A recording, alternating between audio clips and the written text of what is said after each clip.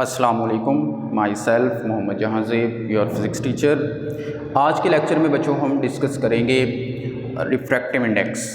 अब यहाँ पर रिफ्रैक्टिव इंडेक्स के बारे में अगर हम बात करें ना बच्चों, तो रिफ्रैक्टिव इंडेक्स को समझने से पहले हमें सबसे पहले स्पीड ऑफ लाइट का आइडिया होना चाहिए। अब स्पीड ऑफ लाइट वाला टॉपिक हमने last time refraction of light में भी डिस्कस किया था, वहाँ भी हमें रिफ्रैक्शन क्यों होता है उसमें भी ज़रूरत पेश आती है। अब यहाँ पर हम अगेन वही बात थोड़ा ही डिस्कस कर लेते हैं, स्पीड ऑफ लाइट कैसे चेंज होती है। एयर में स्पीड ऑफ लाइट होती है 3 × 10⁸ मीटर पर सेकेंड। ये एयर के अंदर जस्ट स्पीड ऑफ लाइट हमने आइंस्टाइन इक्वेशन में भी 9th क्लास में यूज़ की थी, ये स्पीड ऑफ लाइट होती है।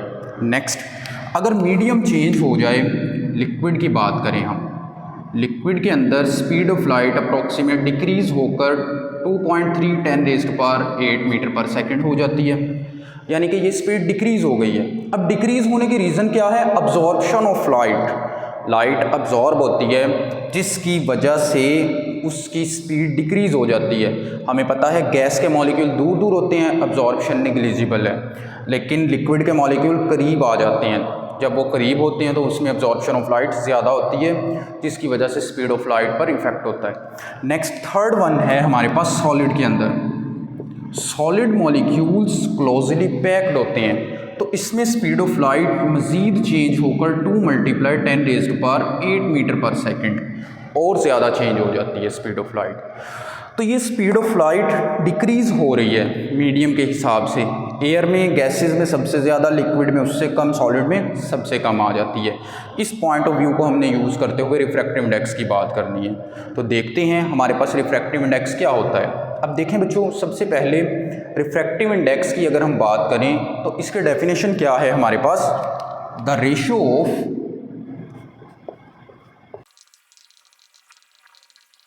ये डेफिनेशन देखें आप, the ratio of speed of light in air to speed of light in medium. Air से किसी भी मीडियम में जब स्पीड, लाइट की स्पीड हम देखते हैं तो उस चीज़ को रिफ्रैक्टिव इंडेक्स कहते हैं। यानी कि अगर मैं इसका फॉर्मूला लिखना चाहूँ तो होगा हमारे पास n constant, n speed of light in air to speed of light in medium, यानी कि एयर से जिस मीडियम में स्पीड जा रही है। फॉर एग्जांपल, हम यहाँ पर वाटर, पानी का एक गिलास रख दें, तो एयर से वाटर के अंदर लाइट जा रही है, तो मीडियम क्या होगा यहाँ पर? लिक्विड, यानी कि वाटर। अगर हम ग्लास स्लैब की बात कर लें या सिंपल ग्लास की बात कर लें, शीशे में से लाइट पास कर रही है, तो एयर से फिर हम क्या करेंगे? रिफ्रैक्टिव इंडेक्स देखेंगे, मीडियम कौन सा आ जाएगा? ग्लास। तो इस तरह से हम क्या करते हैं? रिफ्रैक्टिव इंडेक्स को कैलकुलेट कर सकते हैं। तो इसको सिंबॉलिकली अगर हम देखें तो n = c speed of light in air to v speed of light in medium.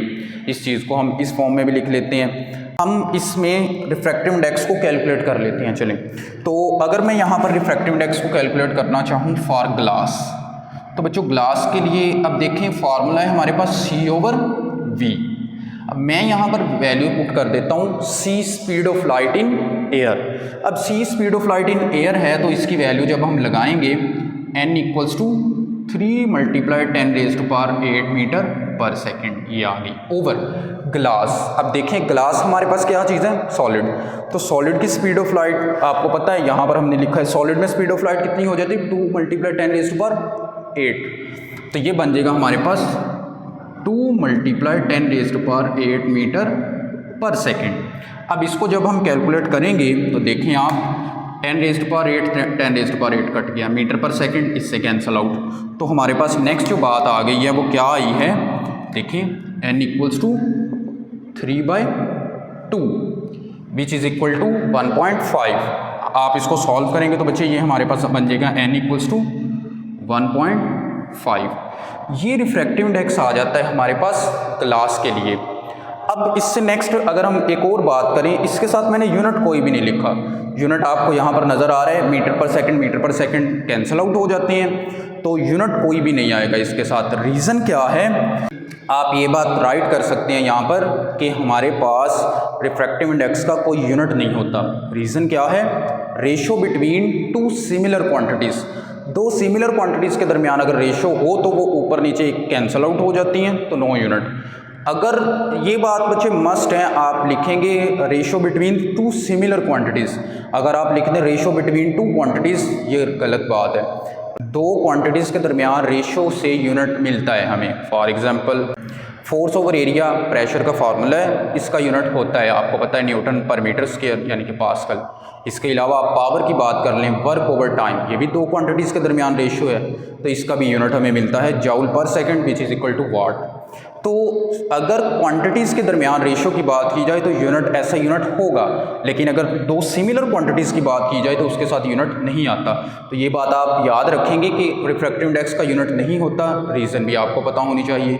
इसके अलावा अगर हम रिफ्रैक्टिव इंडेक्स की बात करें लिक्विड के लिए, अगर हम वाटर की बात करें तो वाटर के लिए सेम यही प्रोसेस है। इसी से हमने आगे रिफ्रैक्टिव इंडेक्स कैलकुलेट कर लेना है। देखिएगा n equals to speed of light in air 3 × 10⁸ metre per second over water. Liquid है, लिक्विड में स्पीड ऑफ लाइट हमें यहाँ नज़र आ रही है।